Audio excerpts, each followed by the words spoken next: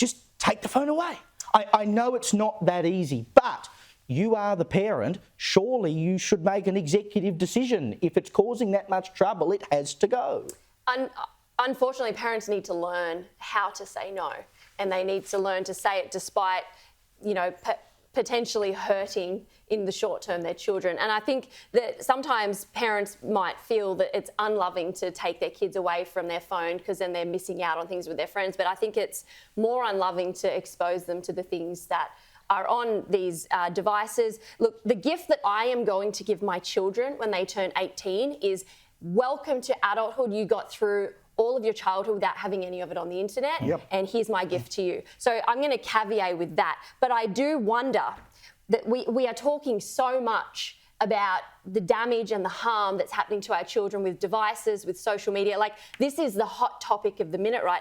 Is it a coincidence that the minute they're trying to drop legislation about banning social media for 14 and unders, that we're now hearing that all of this harm is happening? Are they sort of creating a pretext to make people sympathise with this legislation? Because as much as I will... Hang on, none of that's been new. We've been talking about that for years. But it's all wrapped up in the misinformation stuff at the same time. Yeah, it's all dropped at the same time. All the problems are in one bucket now. Yeah, and so for me, I would say that, and I'm going to caveat with this, social media is not a place for children.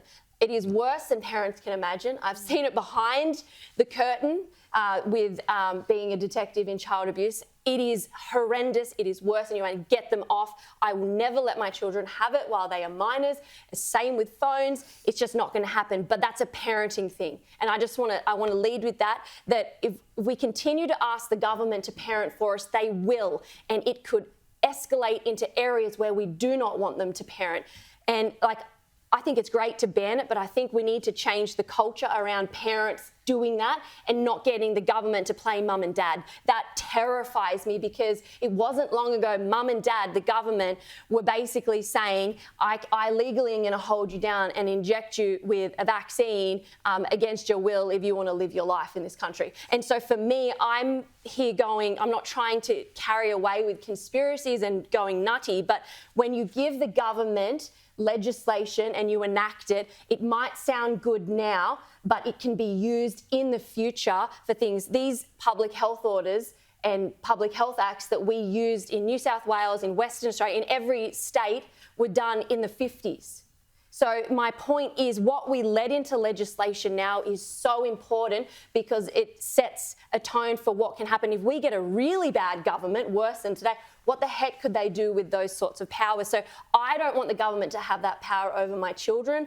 I want to be the one to say no smartphones. I want to be the one to say no social media. That's my job, between my husband and I and our family. That's what you do. Bring back that culture, bring back the family culture, and you will do this. Do not let the government play mum and dad. But see, people want to abrogate that, as we talked about the last time. People want to abrogate their responsibility. We don't say it should be up to me to whether or not my 9-year-old can smoke cigarettes or not, or it should be up to me whether my 12-year-old can drink whiskey. Well, I mean, it's not just that, but it just becomes so much more difficult when children and parents are faced with a situation where everyone else in their class, everyone else in their year already has smartphones.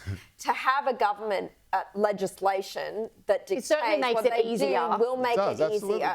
And I think on this count, I disagree, Evelyn. I think it's far too important to leave it up to, in many cases, lazier, more irresponsible parents than clearly you are, to make a decision that could potentially ruin their child's life. But it is like cigarettes. I think we need to ban it, and I would agree. We do make decisions. Well, we all make decisions every day. I was going to not all. I'm not a parent, but I mean, all parents make decisions every day that may or may not affect their children's lives. I'll give you the final word here, Paul.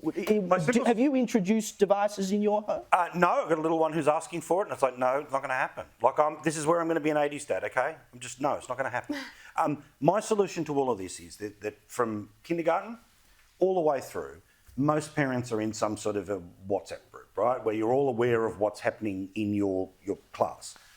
I would love somebody, now my better half has asked me not to, but I'll do it on telly, which is write in those parent groups and say, hey, can we all have a deal don't not. That's a great idea. This has been done already. Let's all agree as parents we're not going to, because if the fear is that my kid's going to be left out, well, if you can get a good collection of parents. Now I think that that's part of getting involved with your child's education and their life. But I agree in that I think that it shouldn't be available. I'm fine with the laws in there. I'm not fine with sort of some of the games that are being played around it. However, again, I can say it because, again, you can tell jokes about yourself, can't you?